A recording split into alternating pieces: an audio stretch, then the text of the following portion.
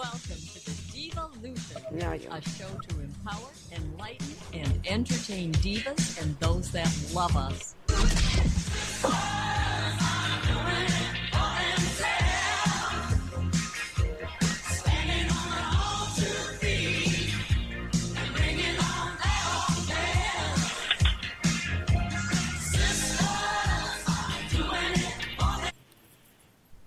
So I have to get that fixed. Josh said he had our original stuff with him, but he hasn't sent it over to me yet. So we're still waiting on that. Hey, welcome to the Devolution Show. It's our first show in March, and we're kicking off National Women's History Month. Did you know that National Women's History Month started in 1987? Wow. Yeah, I know. Isn't that a shock? Yeah. We never really even heard anything about it for a long time, or maybe we just didn't give a shit. I don't know what it was. But anyway, it's Happy National Women's History Month, women, divas out there. And we have some more facts that we're going to share a little bit, but in a little while. But first, I would like to welcome our guest, who I just love this woman. She is, well, as soon as she starts talking, you'll know why. She's so full of life and such a positive person, and she has something to say that will touch everybody, I'm sure. The pressure's on now, Dr. Michelle Joy Brown, and welcome to the Devolution Show. Alrighty then. I'm listening to her. Well, thank you You're very welcome. much for having me on again. You're welcome. My pleasure. We love when you're on. So tell us what's new in Dr. Michelle Joy Brown land. Well, there's a lot of stuff going on right now. I have hired a team of folks that I'm working with, and they have me running all over the place, pulling things together and getting ready, to do some launching soon. So I'm excited, tired, but excited. And, it's, people think that it's so easy for those entrepreneurs out there. It's not easy, people. No, it's not. Yeah, I think people think that we sit around and twiddle our thumbs all day. Oh, my gosh. I would love to just sit around and naps and watch TV like other people do. You'd be bored. Who are you kidding? That is so true. That is true. The funny thing is, I'm sitting here right now to walk thanks to my Bar 3 class. Oreo pose got me in a little trouble. What happened? And so, I pulled something, the chiropractor told me that I have to be off my feet for it. And I'm used to working out like 6 days a week, out doing my running, doing my yoga, Pilates, and all that stuff. And he said, you have to stay off for a week. And I'm like, oh. Yikes. Were you overdoing? Were you overdoing maybe? Oh, not really. Okay. All right. Nope. You got to take it easy on those bodies. They can only stand so much. Right. Yeah. So I told my husband yesterday, I said, because he begged me all day, and it drove me nuts.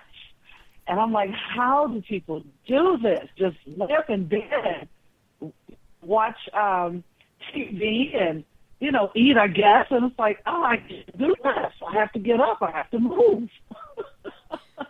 Right. So, yep. You're different. But I'm taking care of myself. Okay, good. Time to do a little pampering. Right. Right. So, tell us exactly what you do and why.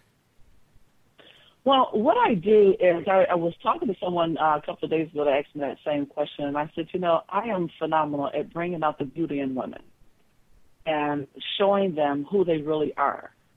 And a lot of that goes into confidence, which is something that I do, in working with the clients that I work with, is showing them how to be confident in every area of their lives, and also showing them how to find their voice and sticking to it, and being authentic in that, and being bold, just being the awesome and amazing people that they are. Why I do it? Because I absolutely love when I get a client who is unsure, has a little confidence, a little self-esteem, and I am there, and I'm able to help her to see who she is, no matter what she looks like. I'm able to sit down with her and help her to start loving herself and loving who she is, and then creating that person that she really, really has always wanted to become. Yeah, and it's a lot of fun. It's so much fun doing that. So that's what I do. Right. So what made you decide to work with women? I've worked with men, women, and teens. And though one of my favorite groups is working with angry men, I had to choose some. Men are not, and guys, I'm getting ready to get on y'all case for a second. Excuse me, let me clear my throat. Men are not as apt to seeking help as women are. We will seek help, and men do not always seek help. And as a therapist, I've had men to come to my office many times, and some were court-ordered, and a lot of times they would tell me if it wasn't for a family member forcing them or a judge or attorney forcing them to go and talk to someone, they would have never done it. Women are a lot easier. We love sitting down and talking to someone. We especially love sitting and talking to someone that we feel will understand us. And so, because I am a woman and I'm a mom, I'm a Anna, I'm a great friend, and I love working with women. And I see so many women out here with problems that they're struggling with. And so I decided to choose that particular group of people to work with. Women are fun to work with, and they're fun to grow with and also watch grow. Right, that's very true. And I too coach women, and I used to coach men too, but I have found that exactly like you, number one, it's really hard for them to admit that they need help, which is exactly what you said, and to hear suggestions coming from a woman on how they can improve themselves, they're not real receptive. Yeah, I recently had a young man tell me that he said, you should work with men. I was like, oh, no, you guys are too hard-headed. Right. And the one time that I do work with men is when I do family counseling for divorced people so that the kids can have the same atmosphere in both houses.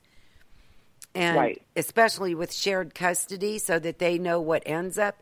And, they don't do the things that the moms do. The moms stick to it, hoping that the kids will feel grounded, and the men just don't do it. Yeah, I think that, as far as me working with women, I really feel that most women are clueless when it comes to the power that they have as a woman in any relationship that they're in. We are much more powerful than we realize, and that's one of the things I love to be able to show women the power that they do have, because a lot of times they walk around like they are powerless, but they have power, and I always say when I'm working with women, honey, you are the queen of your castle. Act like it. Oh, yeah. Right. Yep. That's very true. That's a very good point. Yeah, isn't it funny, the difference? Just amazes me. The name of my coaching business is Strength from Within Training for that very reason, because they don't realize how powerful they are. Why do you think that is? Well, there's so many variables that go into that, per each woman. Everyone's so different. But a lot of it comes from their own environment, the people that they know, the people that they grew up with. The media also influences how we feel about ourselves. And then no one is telling us and showing us what it means to be a powerful woman. I'm going to say something that a lot of people are going to probably disagree with. I don't care. But most of the households that are F-bomb up. Uh, Can you say that again? You cut out for a minute. huh? Will you repeat what you just said because you cut out for a minute? I said most of the households that are F-bombed here messed up. I say it is because women, and we always blame the men. It's the men why our lives are messed up. It's him. It's him. No, it's us. You know, there's an old saying that says behind every powerful man there's a great woman. Mm-hmm. And I believe that.